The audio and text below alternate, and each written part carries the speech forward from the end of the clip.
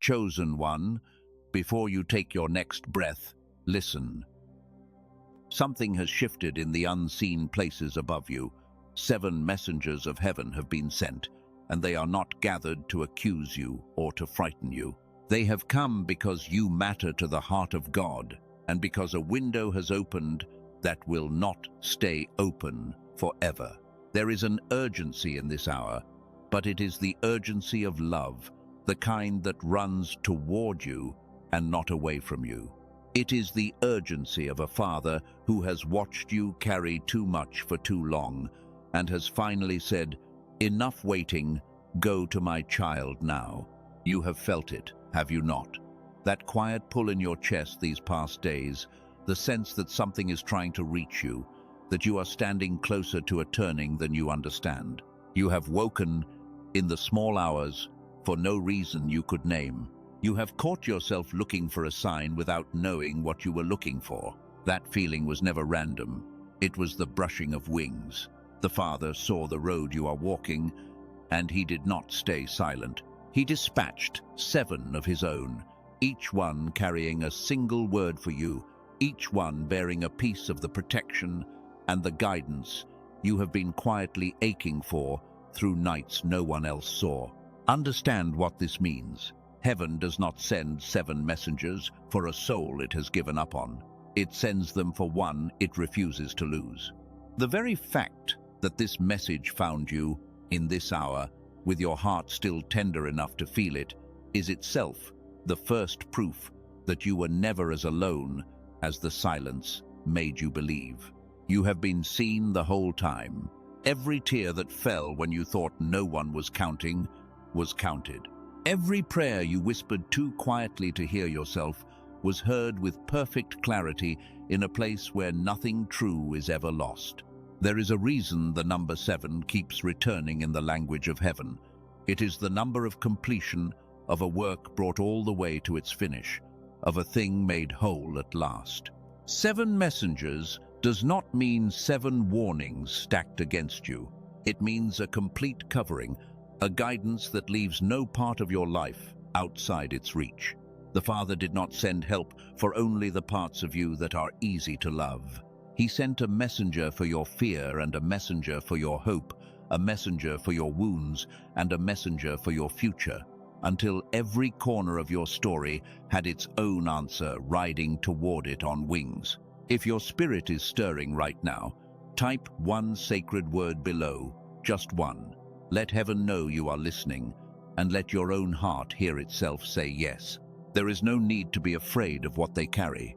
Fear is the language of the enemy of your soul, and it has nothing to do with the manner of heaven.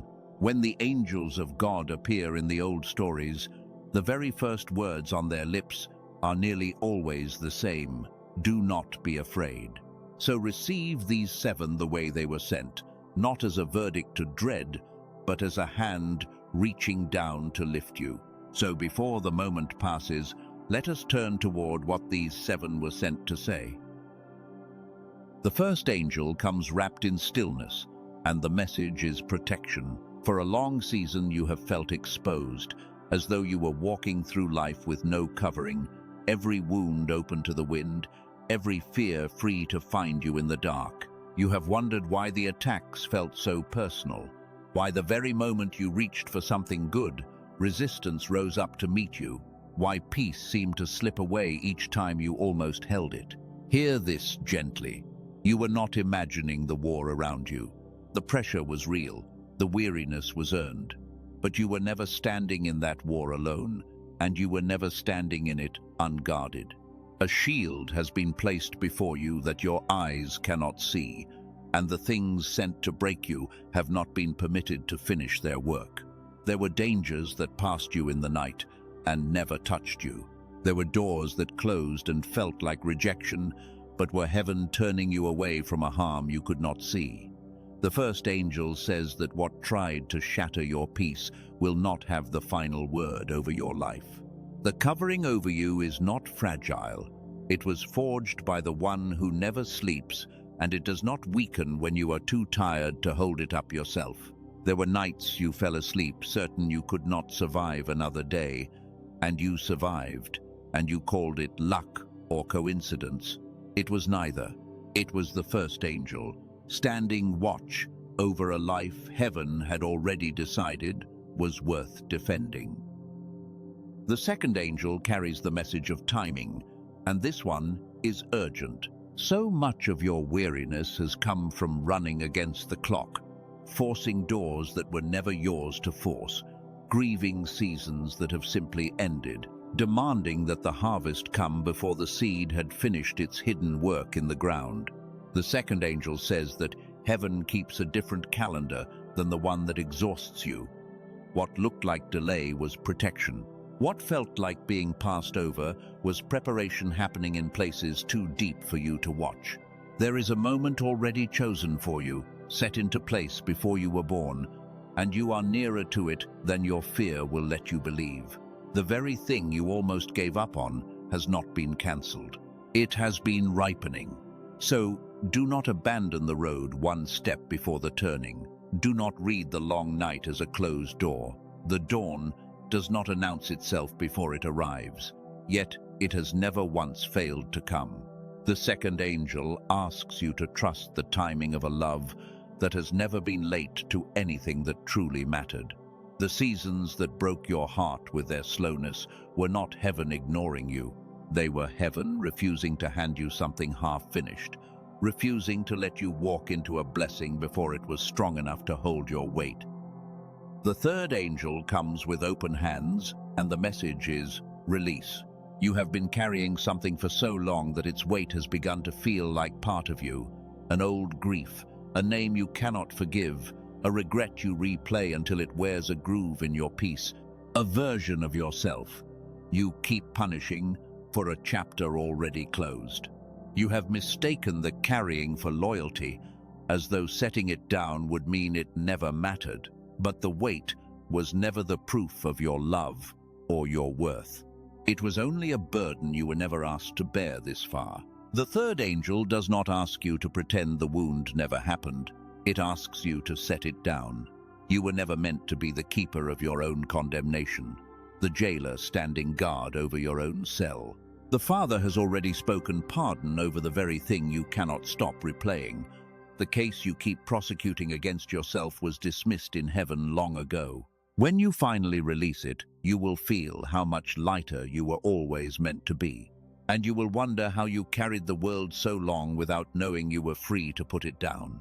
Grace is not a reward you earn by suffering long enough. It is a gift held out to you in the middle of the suffering, while your hands are still full of the very thing it asks you to release. The third angel is not asking you to deserve your freedom. It is telling you that you already have it, and waiting only for you to believe it enough to walk out of the cell whose door has been standing open all along. There is a holy honesty in what these messengers reveal, and it asks something of you in return. So let your guard soften now, and let the next words reach the deeper places where you do not usually let anyone go.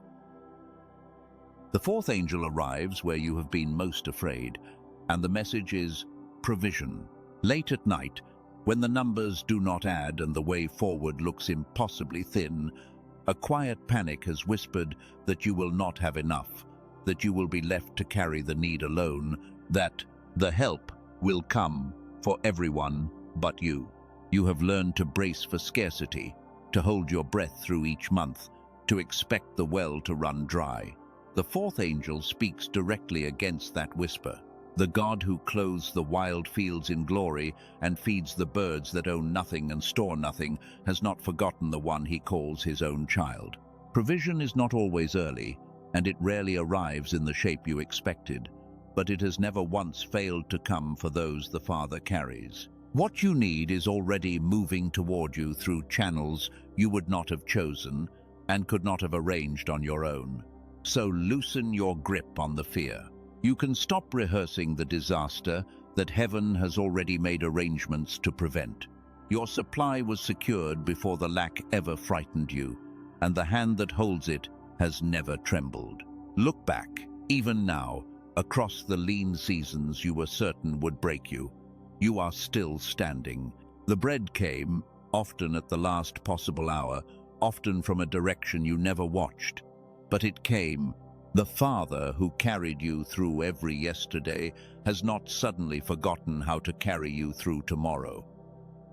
The fifth angel comes carrying a mirror, and the message is identity. Somewhere along the way, you began to believe the smaller story about yourself, the one assembled from old failures and the careless words of people who never saw you clearly. You started living as though you were a mistake that somehow managed to survive, an apology in the shape of a person, always slightly too much and never quite enough. You learned to shrink before anyone could ask you to. The fifth angel has come to correct the record, and the record is older and truer than any verdict the world handed you. You are not the sum of your worst day. You are not the labels that were pinned to you by those who were hurting and passed their hurt to you because they had nowhere else to put it. You were knit together with intention, on purpose, by hands that do not make mistakes. You were named before you arrived and called chosen by the one whose opinion is the only verdict that lasts beyond this passing world. The fifth angel says, "It is time to stop apologizing for taking up space in a world your Father deliberately made room for you to fill. You were not an accident here, you were an intention, and you still are." The voice that told you otherwise was never the voice of heaven. It was the echo of someone else's pain, or the lie that grew in the silence after you were hurt, and it has worn the mask of truth for far too long. The fifth angel comes to tear that mask away. When the Father looks at you, he does not see the failure you rehearse in the dark. He sees the one he dreamed of before time began. And he has not changed his mind about you, not once, not even on your worst day. The sixth angel moves toward the places where you love and are loved, and the message is relationships. So many of your deepest wounds were made by people, and so much of your healing waits inside people as well. The sixth angel sees the connections that have quietly drained you, the loyalties you keep only out of guilt, the rooms where you make yourself smaller to keep an uneasy peace, the conversations that leave you emptied every single time and you cannot understand why you keep returning to the same dry well. It also sees the ache for true belonging that you have learned to hide behind a brave face, the longing to be known without having to perform for it. Heaven is rearranging your circle with a tenderness you cannot fully see yet. Some bonds are being loosened, not as punishment, but so that gentler and truer ones can finally find their way to you. Do not grasp at what is quietly leaving your life. Not every departure is a loss, and not every ending is your failure. The hands that were made to hold yours are already on their way, and the love that will not drain you is closer than the lonely season made you believe. You were not made for rooms where you must disappear to be accepted. You were made to be known fully and welcomed anyway, and heaven is clearing the road for exactly that kind of belonging to reach you. The seventh angel comes last and stands the closest, and the message is faith. After everything you have weathered, a part of you has grown cautious about hoping again because hope has cost you before, and you remember the weight of believing for something that did not come. You have learned to guard yourself by expecting less, telling yourself it is wisdom when really it is the scar tissue of old disappointment. The seventh angel does not shame that tiredness. It has watched you fall and rise more times than you remember, and it honors you for still being here. It simply reminds you that faith was never meant to be a feeling you manufacture on command, never a brightness you force into a heart that is exhausted. Faith is a hand you open in the dark, trusting that one who sees the whole road from beginning to end is still holding the other end of it. You do not have to believe perfectly. You do not have to silence every doubt. You only have to keep your hand open one more day, and then one more after that. The seventh angel says the breakthrough you have prayed for is not a question of whether, only of when, and the when is far closer than your weariness can possibly feel tonight. Think of how many endings you were certain you would not survive, and yet here you are, still breathing, still reaching. still somehow able to be moved by a message like this one. That is not the resume of someone whom faith has abandoned. That is the quiet evidence of a flame that all the wind of your life could not put out. The seventh angel guards that flame, and it will not let it die now, not when the dawn is this near. Yet here is the tender truth the messengers also ask you to face, and they ask it without a trace of blame. There is something that can keep these gifts hovering just beyond your reach, and it is not the wrath of heaven, for there is no wrath here, only an open hand. It is the quiet habit of bracing for disappointment. You have been let down so many times that a part of you has decided it is safer to expect nothing, to keep the door of your heart only slightly open, so that the next loss cannot get all the way inside and take what little is left. But a heart held half shut cannot fully receive what heaven is reaching to give. The angels are not held back by your weakness or your wounds or your trembling faith. They were sent precisely because of those things, not in spite of them. They are slowed only by your quiet refusal to believe that good was ever truly meant for someone like you. That belief was a lie you adopted to survive, and it served you once, but it cannot follow you into what comes next.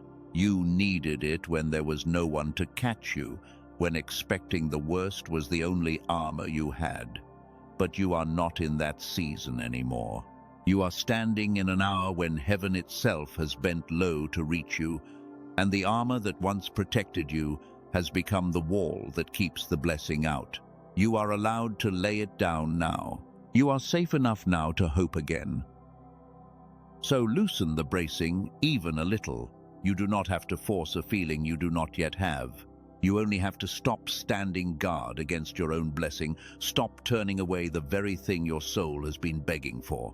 Let yourself imagine, just for this single moment, that every word spoken over you tonight is true, that the protection is real and around you now, that the timing is kind and working in your favor, that the provision is already secured and moving, and that the love you stopped expecting is even now finding its way to your door. You do not have to make any of it happen by the force of your will. You only have to stop slamming the door against it. The receiving is the easiest thing and the hardest thing. Easy because nothing is required of your strength. Hard because it asks you to trust after trust has been broken. But you can do this small, brave thing tonight. You can leave the door open one more time, the way you did before the world taught you to bolt it shut. And before the seal is set upon this hour, let us remember who you actually are to the one who sent them. You are not forgotten background in someone else's story, an extra at the edges of a life that belongs to other people. You are the reason 7 messengers were dispatched in a single hour, the one a whole council of heaven turned toward.